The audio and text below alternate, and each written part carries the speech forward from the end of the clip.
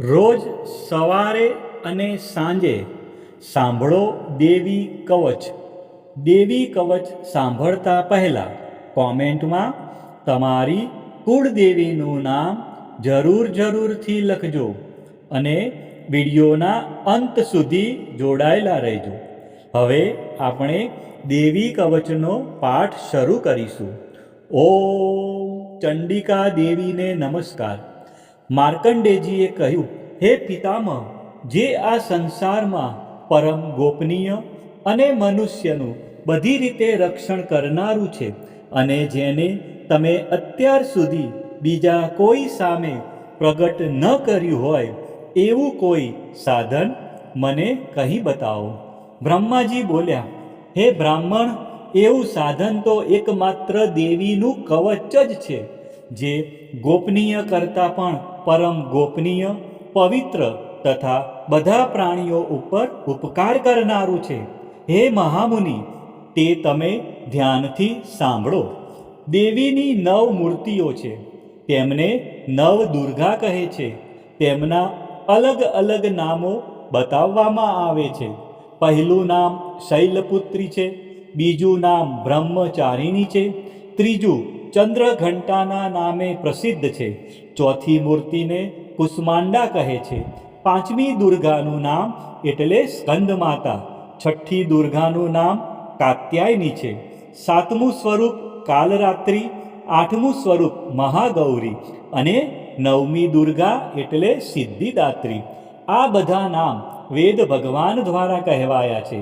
જ્યારે કોઈ મનુષ્ય અગ્નિથી સળગી રહ્યો હોય, યુદ્ધ ભૂમિમાં શત્રુઓથી ઘેરાઈ ગયો હોય, કોઈ સંકટમાં ફસાઈ ગયો હોય તથા કોઈ ભયથી ડરી ગયો હોય અને એણે મા દુર્ગાનું જો શરણ લીધું હોય તો તેનું ક્યારેય કોઈ અમંગળ થતું નથી. યુદ્ધના સમયે મુશ્કેલી હોવા છતાં પણ તેને કોઈ વિપત્તિ ઉદ્ભવતી નથી. તેને શોક, દુઃખ અને ભય પ્રાપ્ત થતા નથી. જેમણે દેવીનું ભક્તિપૂર્વક સ્મરણ કર્યું છે તેમનો અભ્યુદય નક્કી છે. હે દેવી, જેઓ તમારું ચિંતન કરે છે તેમનું તમે ચોક્કસ કલ્યાણ કરો છો, તેમનું તમે ચોક્કસ રક્ષણ કરો છો. ચામુંડા દેવી પ્રેત ઉપર આરૂઢ થયેલા હોય છે અને વારાહી દેવી પાડા પર સવારી કરે છે. એન્દ્રીનું વાહન ઐરાવત હાથી છે. વૈષ્ણવી દેવી ગરુડ પર આવે છે અને માહેશ્વરી દેવી આખલા પર આરૂઢ થયેલા છે. કૌમારી દેવીનું વાહન મોર છે. વિષ્ણુપ્રિય લક્ષ્મી દેવી કમળ પર વિરાજમાન છે અને તેમના હાથમાં લાલ કમળ છે. આખલા પર આરૂઢ થયેલ દેવી ઈશ્વરીએ શ્વેત વસ્ત્ર ધારણ કરી રાખ્યા છે. બ્રાહ્મી હંસ પર બેઠેલા છે અને બધા જ આભૂષણો ધારણ કર્યા છે. આ બધી દેવીઓ માતાઓ યોગ શક્તિઓથી સંપન્ન છે, જેઓ અનેકવિધ આભૂષણો પહેરવાથી શોભે છે. તેમણે અનેક રત્નો ધારણ કર્યા છે, ક્રોધથી ભરેલી છે અને ભક્તોનું રક્ષણ કરવા રથમાં બેઠેલી છે. આ દેવીઓના હાથમાં શંખ, ચક્ર, ગદા, શક્તિ, હળ, મુસળ, ખેટક, તોમર, કુહાડી, દોરડું, કુંત, ત્રિશૂળ અને ઉત્તમ પ્રકારના ધનુષ્ય ધારણ કરેલા છે. દૈત્યોના શરીરનો નાશ કરવો અને ભક્તોને અભયદાન આપવું, દેવતાઓનું હિત કરવું એ તેમના શસ્ત્ર ધારણનો ઉદ્દેશ છે. મહારૌદ્ર રૂપ, અત્યંત ઘોર પરાક્રમી, મહાબલી અને મહા ઉત્સાહયુક્ત હે દેવી, તમે મહાન ભયનો નાશ કરનારા છો. તમને મારા નમસ્કાર છે. તમારી સામે જોવું પણ મુશ્કેલ છે. શત્રુઓનો ભય વધારનારા હે જગદંબિકા, મારું રક્ષણ કરો. પૂર્વ દિશામાં ઐન્દ્રી શક્તિ મારું રક્ષણ કરે. અગ્નિ ખૂણામાં અગ્નિ શક્તિ, દક્ષિણ દિશામાં વારાહી તથા નૈઋત્ય ખૂણામાં ખગધારિણી મારું રક્ષણ કરે. પશ્ચિમ દિશામાં વારુણી અને વાયવ્ય ખૂણામાં હરણ પર સવારી કરનારા દેવી મારું રક્ષણ કરો. ઉત્તર દિશામાં કુમારી અને ઈશાન ખૂણામાં શૂલધારિણી દેવી મારું રક્ષણ કરો.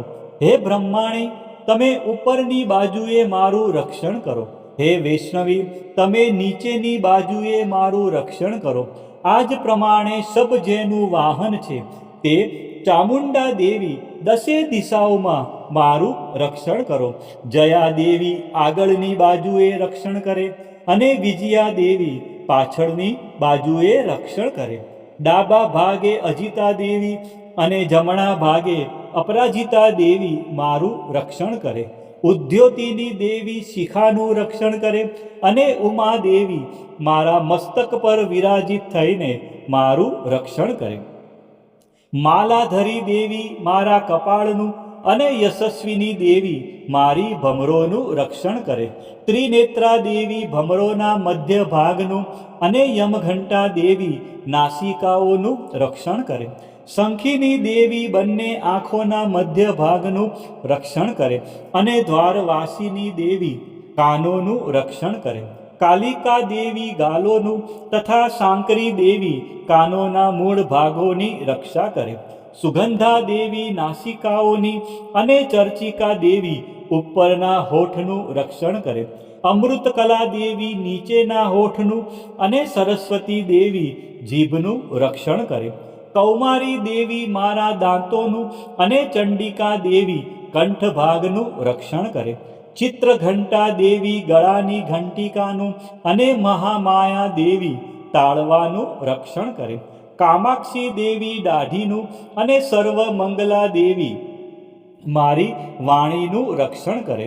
નીલગ્રીવા દેવી કંઠના બહારના ભાગનું અને અન્નનલિકાનું કૌબેરી દેવી રક્ષણ કરે. ખગીની બંને ખભાઓનું અને વ્રજધાનીની મારા બંને બાહુઓનું રક્ષણ કરે. દંડીની દેવી બંને હાથોનું અને અંબિકા દેવી આંગળીઓનું રક્ષણ કરે. સુલેશ્વરી દેવી નખોનું રક્ષણ કરે અને કુલેશ્વરી દેવી કુખ પેટનું રક્ષણ કરે. મહાદેવી બંને સ્તનોનું અને શોક વિનાશીની મનનું રક્ષણ કરે.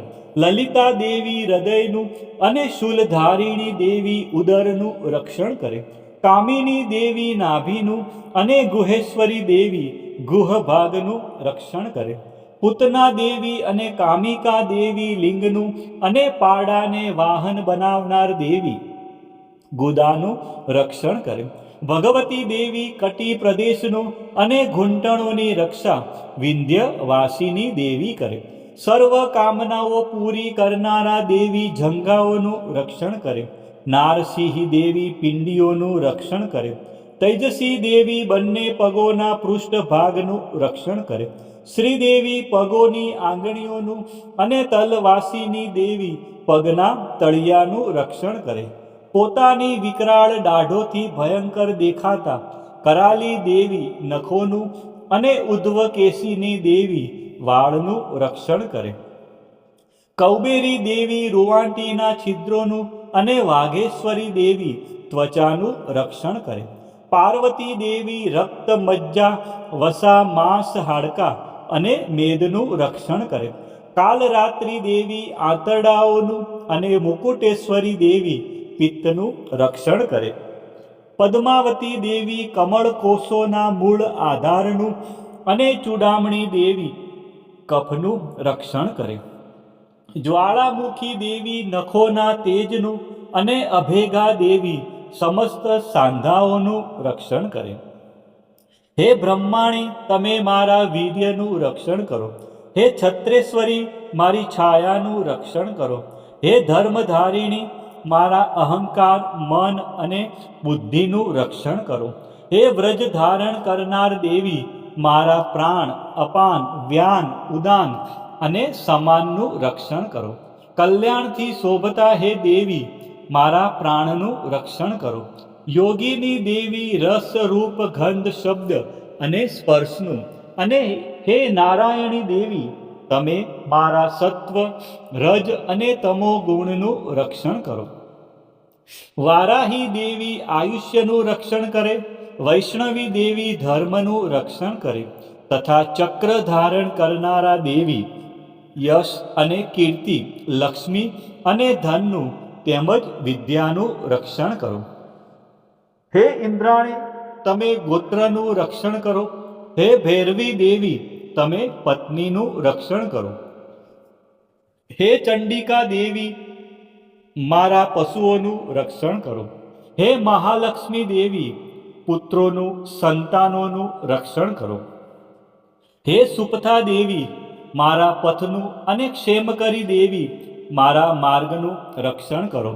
હે મહાલક્ષ્મી દેવી, રાજદ્વારી કાર્યોમાં મારું રક્ષણ કરો તથા સર્વ બાજુએ રહેલા વિજયા, ચારે બાજુ રહીને રક્ષણ કરો.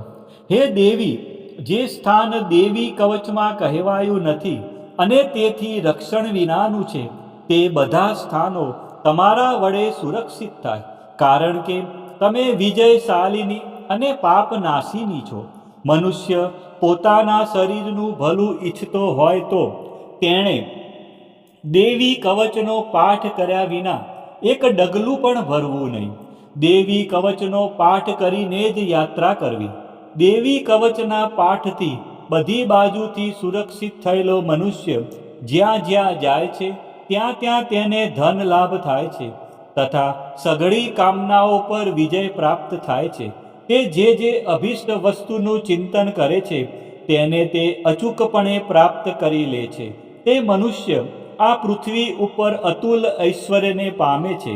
દેવી કવચથી રક્ષાયેલો મનુષ્ય નિર્ભય થઈ જાય છે. યુદ્ધમાં તેમનો પરાજય થતો નથી તથા તે ત્રણેય લોકમાં પૂજનીય બને છે. આ દેવી કવચ દેવતાઓને પણ દુર્લભ છે. જે આ દેવી કવચનો દરરોજ 3 સમયે સવારે, બપોરે અને સાંજે સંધ્યા ટાઈમે શ્રદ્ધાપૂર્વક પાઠ કરે છે તેની દૈવી કલા પ્રાપ્ત થાય છે તથા તે ત્રણેય લોકમાં પરાજિત થતો નથી. એટલું જ નહીં, તે અપમૃત્યુથી રહિત થઈને 100 કરતાં પણ વધુ વર્ષ જીવે છે. દેવી કવચ ધારણ કરનારા મનુષ્યની રાજા તરફથી સન્માન અને વૃદ્ધિ થાય છે. આ દેવી કવચ મનુષ્યના તેજની વૃદ્ધિ કરનારું અને ઉત્તમ છે.